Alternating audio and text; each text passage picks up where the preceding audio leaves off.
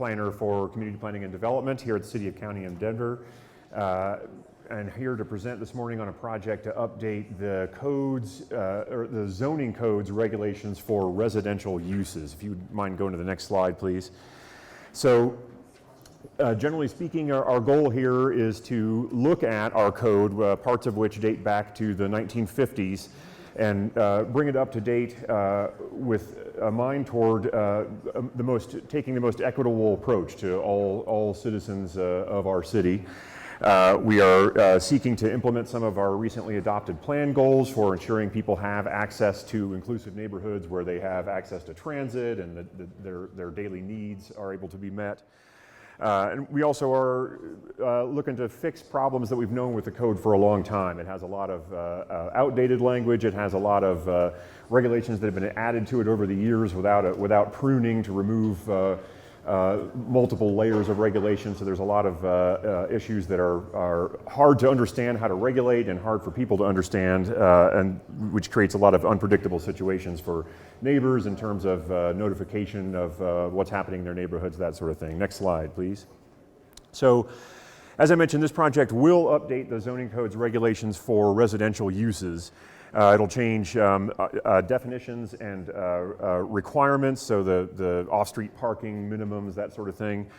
Use limitations, so updates to sizes of facilities, required spacing between facilities, the density of facilities in certain areas, and then permitted zone districts, so it'll update and clarify where certain types of uses are permitted and not permitted. It will not change regulations that are not in the zoning code. So a lot of the issues around how properties are used and maintained are regulated by the Denver Revised Municipal Code, which sets standards for things like exterior maintenance of houses, weeds, snow, that sort of thing. Those won't change. The Building and Fire Code sets standards for how residential uses have to be made safe for people. Those regulations won't change as a part of this. We're just talking about the zoning code, the regulations that govern how people are able to use their property. Next slide, please. So just a little bit around the engagement, or how we've worked with the public so far, and I'll highlight our upcoming open houses, and we have information at the end of the slide deck and on the handouts that you have about the specifics of those open houses as well. We have been working for a couple years now, since March of 2018, with an advisory committee of housing providers, residents of all different types of housing in the city and county, city council members, some R&O representatives, advocates, and many others, that we aim to sort of seek a cross-section of people who have varied experiences with the code to provide insights as to what the problems are with the code, and make recommendations for staff to consider about how to update the code. We spent that first year working on identifying the problems. We did hold a public open house back in October of 2018 to present the problem statements to the public, and so we've spent this last year then working on solutions, working with the advisory committee, working with our internal partners and within the city and county, and with other agencies. As I mentioned, we will have 4 open houses coming up here starting next Tuesday and running through the first week of March. Also, in late February and March, we'll schedule some office hours events where people can schedule a time to come and sit down with project staff and get their specific questions answered. Throughout the project, we've worked to stay engaged with the community. I've personally been to 18 R&O meetings, including recently my own R&O, the University Neighborhood. And we've done, I think this is the 5th time I've been to an INC related event. We've also presented or held focus groups with advocacy organizations, groups working to address homelessness here in the city, and many other kind of agency and organizational groups to help get a better idea and make sure that people understand what's going on and that we understand what needs to be addressed in the code. Next slide, please. So I'm just going to walk through kind of the sort of a 30,000 foot level overview of the problems that we've identified and what is proposed to change. So I know one that a lot of people are thinking about right now and hearing about is the code's definition of household. I have a slide later in the deck that'll really go into some detail about that, but generally speaking, we are proposing to allow more unrelated people the option to live together, allow people to have two different families living in one home, or people to have roommates, that sort of thing, so people can have more creative and flexible housing options here in the city. We know that our residential care regulations treat certain populations inequitably by identifying certain types of uses and establishing more stringent regulations on them. We're proposing to consolidate residential care uses and regulate only by the size of facilities so that we're not identifying and excluding certain populations from neighborhoods. Next slide, please. Number one,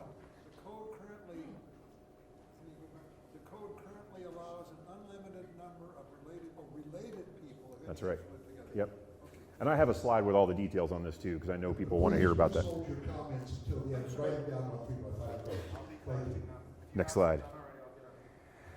We know that because of the zoning code's current requirements that there are some uses that are very difficult to establish.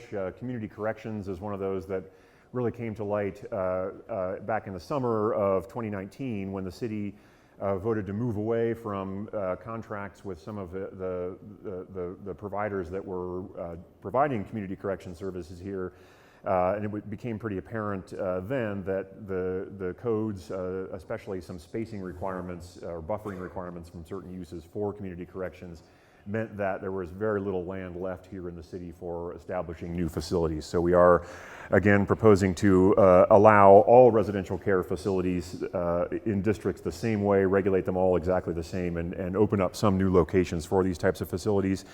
Those spacing requirements, which are like spacing between different, required between like facilities, also mean that it's hard to have a single property with a spectrum of housing from shelter type housing to transitional housing.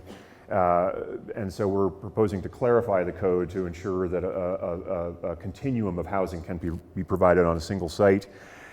We know that a lot of our existing facilities are either non-conforming, which means they were legally established but no longer allowed in their zone district, or compliant, which means that they were also legally established but no longer meeting some use definition, or use limitation, which prevents them from being able to expand.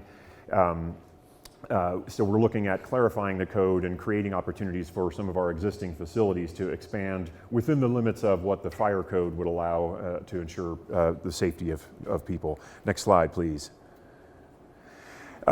So some of the uses that have more recently either come to our attention, sober living houses or homes are one of those that we're hearing a lot more about now than say 20 years ago. Tiny home villages, cooperative housing are not clearly identified and addressed in the code, so we're proposing to make it clear how those uses are regulated and where they are permitted in the code. And then finally, as I mentioned, we have a lot of language in the code that has been added over the years and that has created a wide array of different notification and public meeting requirements. Some of you may be familiar with the zoning permit with informational notice, or ZPIN process, which means RNOs are notified of a project coming in. But typically the zoning administrator will issue a permit as long as the project meets zoning criteria, and that's often not clear to people, and then there's sort of frustration when folks find out that feel like their voices weren't heard. We are proposing to change the code to require a pre-application, so prior to an operator for a larger residential care facility, prior to application for a zoning permit, we're proposing to ask them to have a meeting with the community, send mailed notification via postcard to residents, including renters and property owners within 400 feet of the site, hold a meeting to provide an opportunity for those providers to begin a positive relationship with the community. Next slide, please. So this slide just kind of goes through, again, at a kind of a high level, what is proposed for residential care uses. I will say that these are not that much different than the regulations that currently impact the residential care uses. There's just a slightly, there are 4 breakdowns as opposed to 2 currently in the code. So large facilities of 100 or more guests would be permitted only in the higher intensity commercial mixed use and downtown districts. When we say higher intensity, we generally are referring to the number of permitted stories. So when you look at a zoning code prefix, if it's a CMX 12, That's a 12-story district. That's a high-intensity zone district. We would have adapt the current spacing requirements to a context-sensitive system that does require more spacing between similar facilities in lower intensity zone districts. As you get into the downtown core, we're proposing less or no spacing required for those facilities. Medium facilities, 41 to 100 guests, would be permitted in the higher intensity commercial, mixed use, and residential districts. Same thing, context-sensitive spacing and density requirements. The community information meeting required up front prior to application for any of those facilities. Small facilities of 9 to 40 guests permitted in all zone districts that allow residential uses. That's not a change from the current. There are small shelters and assisted living facilities are currently permitted in residential zone districts. Again, we would require the community information meeting prior to those with mailed notifications so people have an idea for what's going on and can get to know the operator. And then the very small or seasonal facility, that's a facility serving 8 or fewer guests. That's already something that exists in the code, the small residential care use. We're not proposing to change that at all. It would be permitted in all zone districts that allow residential uses. Next slide, please. This map shows at sort of for illustrative purposes, it's not exact scale, but this shows what the proposed density requirement, how that would work for the very large, the largest facilities, 100 or more. So we're proposing that for a new site where a large facility of 100 or more people receiving care is proposed, that only 2 additional large or medium facilities exist within a 1 mile radius of that site. So this shows what that 1 mile radius looks like. It's effectively kind of a 2 mile wide circle. And the goal there is to prevent the concentration of facilities in neighborhoods and encourage facilities to be distributed equitably throughout the city. Next slide, please. This slide goes into some detail on the proposed update to the definition of household. So I think some of you may know that the code currently allows 2 unrelated adults or 2 people living as partners to live in a household in a typical detached home in Denver with an unlimited number of relatives to each of any age. So there's no limit on the number of people who can live in a house, but they all have to claim that they are related. This is a very challenging regulation to enforce because the city doesn't have the power to require blood tests. And we know that there are many households in the city that have more than 2 unrelated adults living together. Very common approach that happens all over the country, all over the world. So we are proposing to update our code essentially in line with the way people live now. In 2 or multi-unit uses, 4 unrelated adults are permitted. What we're proposing to change is to treat all dwelling units the same, especially since we know that detached homes tend to be actually typically bigger structures than multi-unit apartments and duplexes. Allow any dwelling unit, regardless of where it is, to be occupied by up to 8 unrelated adults living as a typical nonprofit housekeeping unit, and then any number of minor relatives to each. I'm getting a lot of feedback up here. Hopefully you can still understand what I'm saying. And then where a structure exceeds 1,600 feet in gross finished floor area, for each additional 200 square feet, 1 additional adult would be permitted in that house. So at 1,800 square feet, you could have up to 9 adults and so on from there. Next slide, please. So this slide details the open house events that we'll be having over the next month. We do want folks to come and hear more details. We'll have a lot of the specifics there that are pretty challenging to go over in a short slide deck. The actual permitted zone districts for some of the residential care uses, the specifics about the spacing and density requirements. And we'll have staff there to really dig into the details and help people understand and get their questions answered. We will be announcing our office hours opportunities here in the next couple weeks as well. The next kind of formal stage is that the staff will put out what we call a red line document. It's a document that shows the code language as it currently stands in the code with then the strike-throughs and additional proposed new language that would be added to it. That is held online for a period of 30 days for public comment, and then all that public comment is provided to the planning board as they consider it at the first of several public hearings that will occur as part of this.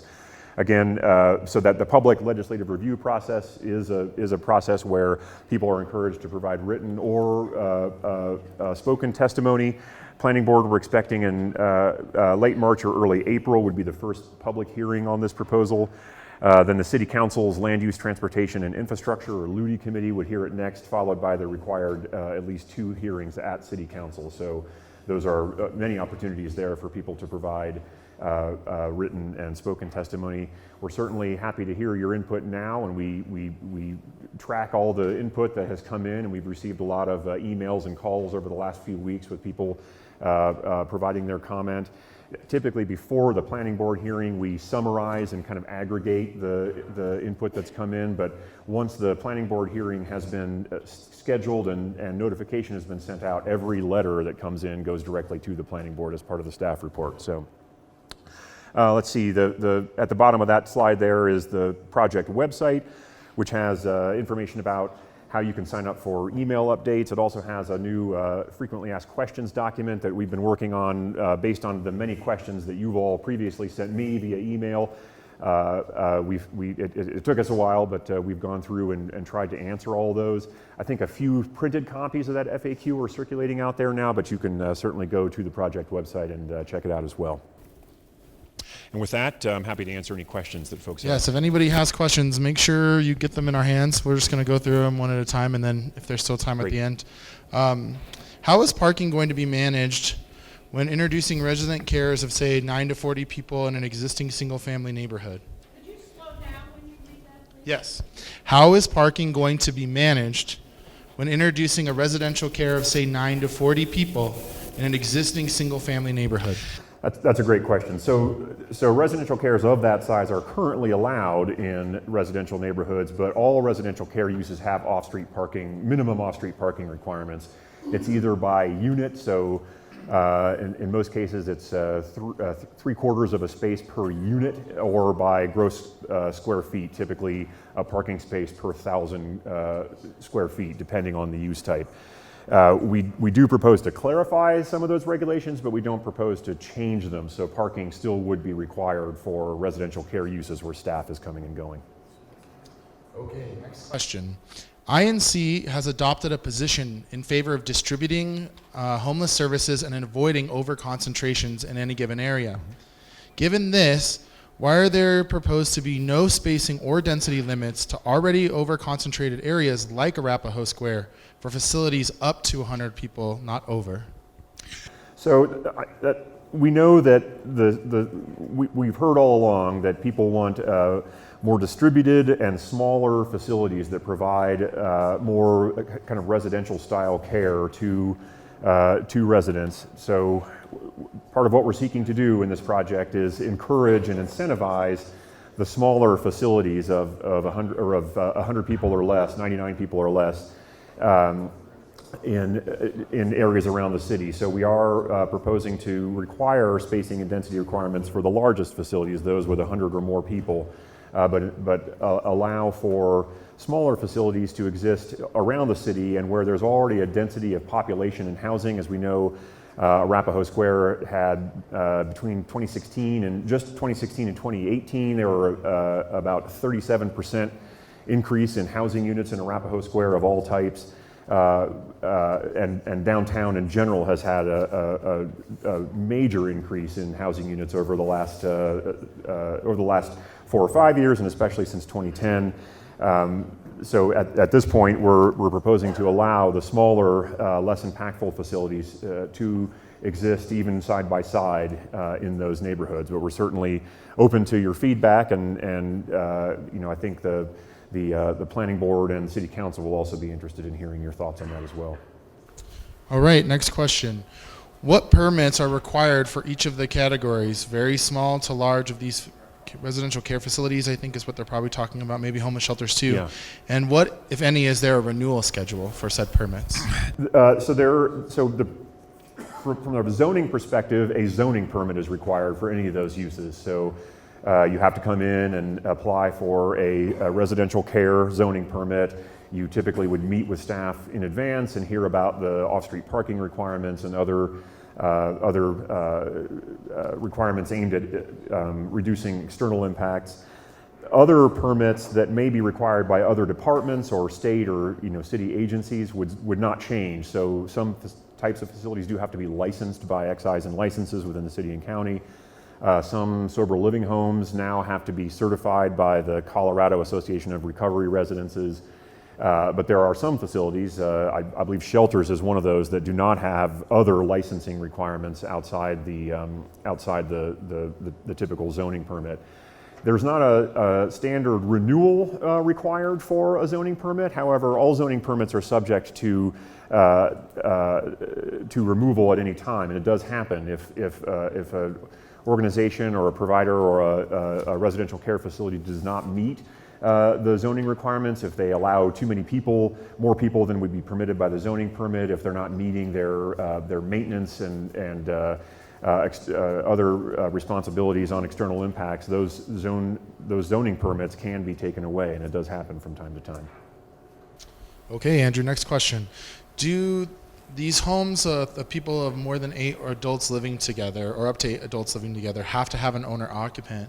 And if so, will this be how would this be regulated? They would not. So if we're just talking about a household, people living as a household unit, would live.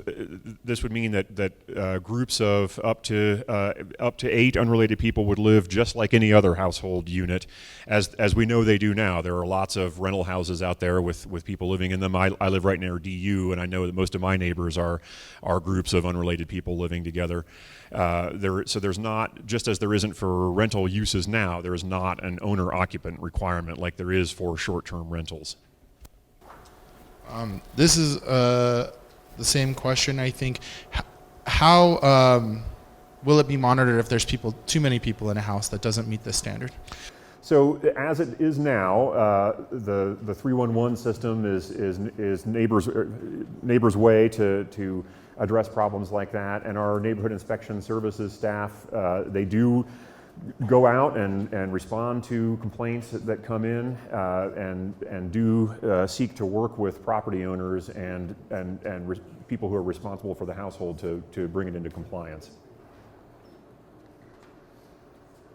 This is a question that goes back to the two we had before. Sure. The people want a little bit more details about the renewal process for these facilities and what that would look like, because you're saying you could, but they were wondering if there's actually a structured process. There is not currently, and there is not proposed to be, a structured process for renewal of zoning permits. However, a zoning permit can be canceled if a operator fails to abide by the conditions of the zoning permit.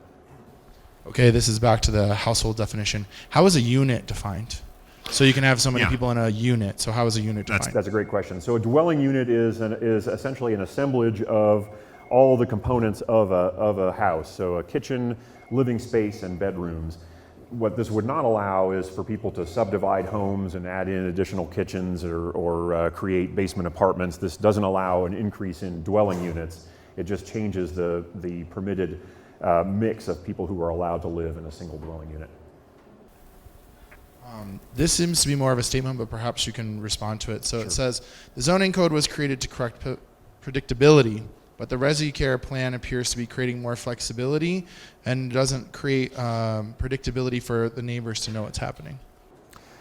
So if you're referring to the residential care uses specifically, we are intending to increase flexibility and increase places where residential care uses are allowed, but to increase predictability by requiring for larger facilities the upfront community information meeting where people have an opportunity to meet the operator that's proposing to open the facility and begin a relationship with them and the community.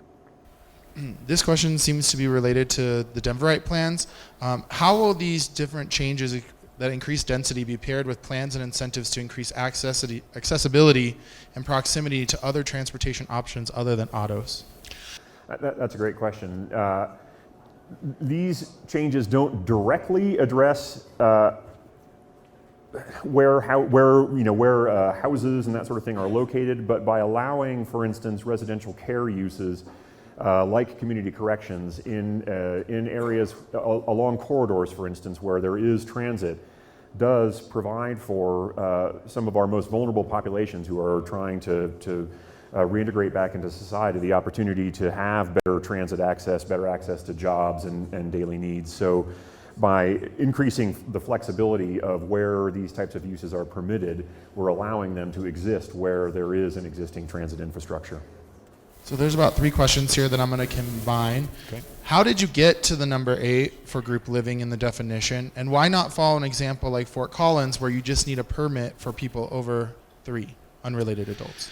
So the state's group home statute requires the city to, requires all Colorado municipalities to accommodate up to 8 adults meeting a certain list of protected classes, essentially folks who may have a disability, visual impairment, that sort of thing, living together as a household without staff support of some sort. So people who are able to live independently.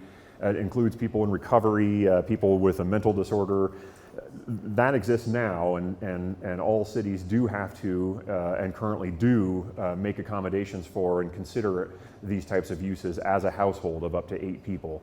And so through the project, the question came up, if we allow up to 8 people, say, who are living together to support each other through the experience of a disability, why not allow anybody the opportunity to have that flexibility and to decide who they want to consider their household. So that's where that proposal came from. Essentially, the city is already required to accommodate up to 8 people as a household. So we're essentially proposing to expand that beyond those protected classes to anybody who wants to, and that is, to be clear, living as a household unit. So that's not allowing a residential care facility as a household. If it is a facility where there's staff coming on a daily basis or staying there, there is an off-street parking requirement and other regulations to reduce external impacts. Okay, this one goes to what we've talked about in my meetings many times. Is the city zoning code enforcement staff, also known as neighborhood inspection services, going to be bolstered in response to these proposals, given that it's likely neighbors will be using that to deal with any nuisance issues related to an increased amount of people? Yeah, so we've worked very closely with our NIS staff through this whole process. We know that, for instance, the household regulation has been very challenging for them. They get a lot of calls from people saying, "Oh, I think there are more than the permitted number of adults at a house." But if the person who opens the door says, "Well, we're all related," there's not a whole lot that our enforcement staff is able to do. I think we believe that the staff is currently capable of handling the amount of requests that come in, but we've certainly heard these comments previously that we need to bolster staff, and I've been passing that input along to CPD leadership to make sure, if not currently, that we have the capacity to address some of these issues and to make sure that if there is an increase in complaints, that our NIS staff is able to go check them out. All right, Andrew, this is also a related question, though I'm not sure it fits necessarily in with the group living text amendment, but with the increased density throughout the city, is there an internal conversation about bolstering emergency services as well to be able to respond to the different densities in different police districts and fire districts? That's a great question. I don't have an answer for it. I'm not aware of an internal discussion around bolstering emergency services for increased density, but it's certainly something to think about, and I'll definitely pass that along.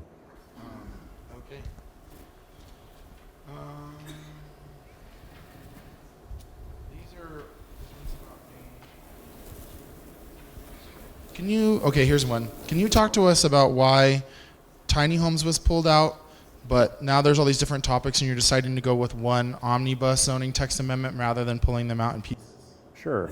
So the tiny home, the temporary tiny home village zoning code amendment was, a city council member requested that be pulled out of the project and sent through as a standalone, and so we did do that. It took us several months for the project staff, myself included, to kind of step aside from the larger project and focus our attention on that. With the rest of these uses, we have strongly recommended that that considering them in their whole, because it's all the part of the same section of the code, is the best way to ensure that we're updating the code for all of these use types and ensuring that all of these, especially our most vulnerable populations, are able to access housing. So, in other words, we see there's a rush for all types of different solutions to the code, and our recommendation has been not to try to pick out more of them and send them through separately, but instead to focus on them all at once.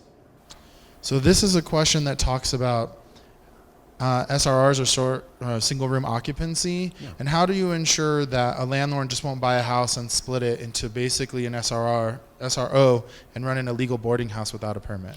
Yeah, so SRO uses are currently allowed. They're referenced as lodging uses, which has been problematic in the code because they are often used as a permanent residence. We do propose to take them out of the lodging uses and put them into kind of a congregate living type use category where care is not a requirement of housing there, similar to rooming and boarding. But those uses are only permitted in higher intensity zone districts. So where somebody is renting out individual rooms, that is a rooming and boarding house, which is not permitted in typically like a single unit zone district. We would expect that as is currently the case with we know people own and rent houses all over the city now, that everybody is kind of on the same lease, in the same relationship, and living as a single housekeeping unit, as opposed to individual rooms being rented out to different people on standalone leases. Okay, this is a question about the choice again of eight unrelated adults. Why not simply remove the related language and just allow people of 3 or 4 to get permits? Well, I'm not sure, quite sure I understand the question. Is it? So the way I'm reading this question is, the previous code was written that you couldn't have X amount of unrelated adults. Remove the unrelated. Okay. So that 1 or 2 unrelated adults could live together, and then if people wanted to live more, just seek a permit. I think this goes back to the Fort Collins question. Okay. So there is currently an allowance in the code for a home occupation permit for rooming and boarding that allows, if there are 2 people living in the home, 2 partners or 2 unrelated adults, allows 1 additional roommate. As the proposal as it currently stands is to basically say, since right now a family of 12 or more people could live in a home, we're saying, why not a group of people who may all be adults? Why would they have to have a different process to go through than a group of people who claim to be related? And so we are not proposing an additional permitting requirement for people having roommates, which, as we know, that is something that people commonly do around Denver and many other cities. Okay, this is a question I think relates to that because of family being a protected class. Sure. Is group living only apply to protected classes of people, or would it'll apply for everybody? So I should make a distinction between a group living, which is kind of that does reference people who are protected as certain classes, either by the Federal Fair Housing Act or by the state's group home statute, and which cities are required to accommodate in neighborhoods. The household definition is a completely different thing, and we're not talking about allowing managed group homes, for instance, as a household. Those still would be residential care uses. But yes, a group home or a residential care home is typically aimed at people who fall into protected classes under the Federal Fair Housing Act or group home statute. This is a question that I think relates to Blueprint and Denverite again. Can you explain to us how this fits into gently adding density to the low density neighborhoods, which the comp plan does call for? Yeah, that's a great question. So by expanding the flexibility for people to use their houses and to house people, we don't expect suddenly there to be a whole bunch of houses of 8 or more people, but we do expect that once the uses that we know exist already are legitimized, that people might say, sure, yeah, I'll take on a roommate, and not only would they be able to have that assistance with their housing costs in a high cost city, but would provide opportunity for additional people to live in neighborhoods that already have the infrastructure for transportation and daily needs, shopping and jobs, that sort of thing. All right, this is the last of the questions that we have from the audience. Can you talk to us about the size of the zone lot and if that has any impact on any of the changes that are being made? It does not. Zone lot size does dictate how much space you have for parking. So if you have a very small zone lot and, say a 4,500 square foot zone lot and you want to do a residential care facility, you will have minimum off-street parking requirements that will take up some of that zone lot. So it self-regulates. Smaller lots are going to be more appropriate for smaller facilities.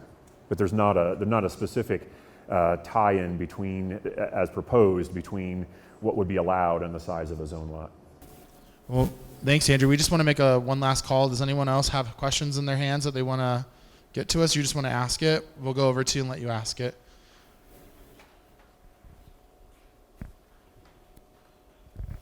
Thank you. I did give you a card. It just wasn't read. My concern is about the residents' proposal. 8 adults unrelated with no requirement or stipulation or regulation on the number of children that could be allowed in that home. I'm very, very concerned about children's care and their rights to have a quality environment to live in. 13, 14 children from 8 unrelated adults in 1,800 square feet of space is very, very inconsiderate of our children. And I'm speaking as a 15-year foster parent. I'm concerned about our children's care. I'm concerned about their health, physical, hygiene, their mental state to be squeezed in and not have the appropriate space they need for proper growth. You mind if I respond to that real quick? And certainly appreciate the comment. I would point out that the current code doesn't say, would allow unlimited children to live in a house. There's not a current limit on the total number of people of any age that can live in a house. And I would also note that the city's housing code, which is maintained by DDPHE, and they do have their own housing inspection team, would be unchanged by this. So homes would still have to meet minimum requirements for cleanliness, for having the working components of a kitchen, a refrigerator, stove, and a bathroom, that sort of thing. We are making are taking the position that zoning is probably not the best way to tell people what is the most appropriate way to have a house, when we do have a robust framework within the building and fire code, within the housing code, to ensure that people are safe in their homes. And child protective services, thank you. So, my question is, I haven't seen anything that says that there's a minimum size that the 8 unrelated, et cetera, can be in. So that suggests to me that there could be 8 unrelated in a studio that's 360 square feet. As currently proposed, you're right. The first kind of threshold is 1,600 square feet. Anything up to that point could have up to 8 people in it as proposed. And similarly, I'm Sherry Way. I'm the president of the West Washington Park Neighborhood Association. And my question, and I'm sorry, I think you must have missed it, Ian, was simply this. In some of the proposals, and we've seen different proposals, when you add one unrelated person for every 200 square feet above 1,600, we saw some that capped that at 11 to 12 unrelated persons, but your proposal today doesn't do that. Is there a cap? And if so, how many is it? There is not. So I'm not sure if, I'm not sure exactly what you may have seen. I know folks have kind of summarized this in different ways and emailed it around, but as currently proposed, there essentially, if for every 200 square feet above 1,600 square feet, you could have one additional adult on up to, to a number of people in a very large home. In a large home, yes. I just talked with George over here. We only have time for probably 2 or 3 more questions, and so I see one here, and I saw one there. And then we're gonna.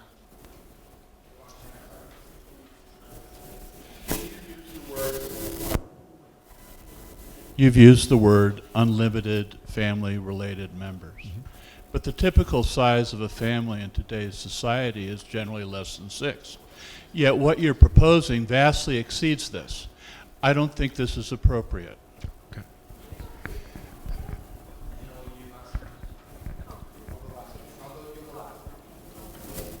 Hi.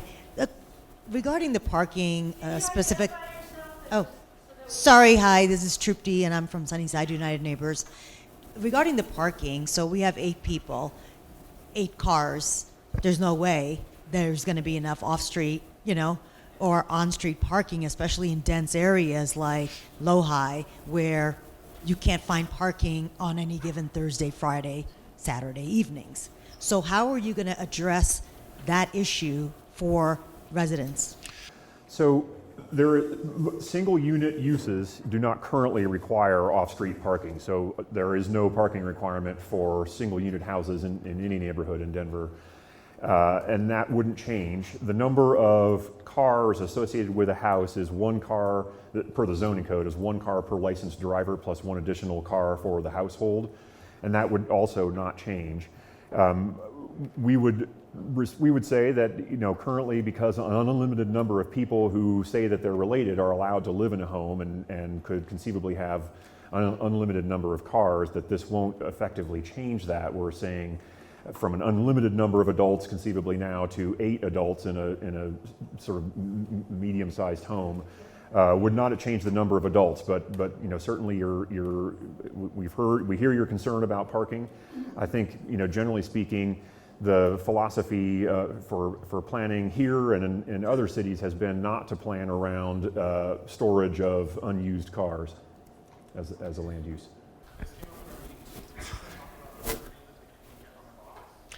That's right. Yeah. So all neighborhoods have the ability to petition our Public Works Department or the Department of Transportation and Infrastructure for permit parking or timed parking or other approaches that can address overuse of on-street parking in neighborhoods.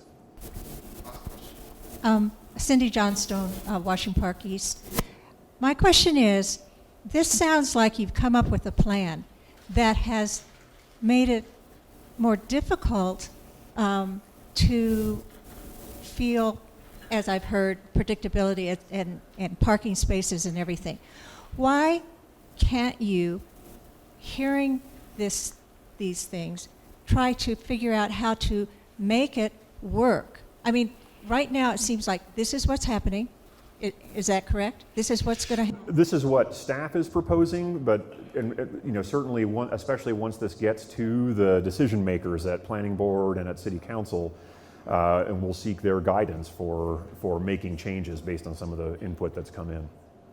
But I guess I'm asking you, if you're hearing these things, why can't you reevaluate what you've written? Because there's really some major loopholes here about the quality of life for children. Why can't you do that?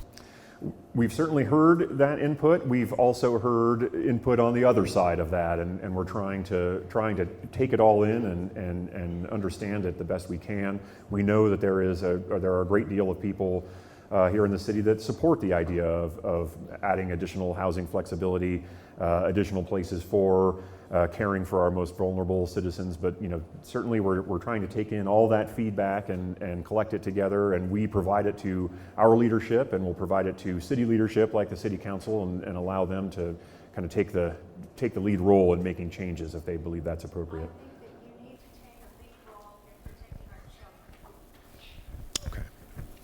Okay, well, thank you so much, Andrew, for being here. We really appreciate it, and all the meetings you've come to on our behalf. I can see this coming back to INC zoning and planning probably before the final vote on this. We wanted to say thank you to everyone in the audience for the very thoughtful questions. And please, please, please, there are 4 open houses where you can go and continue to have this dialogue with not just Andrew, probably many more people. Great. Thank you all.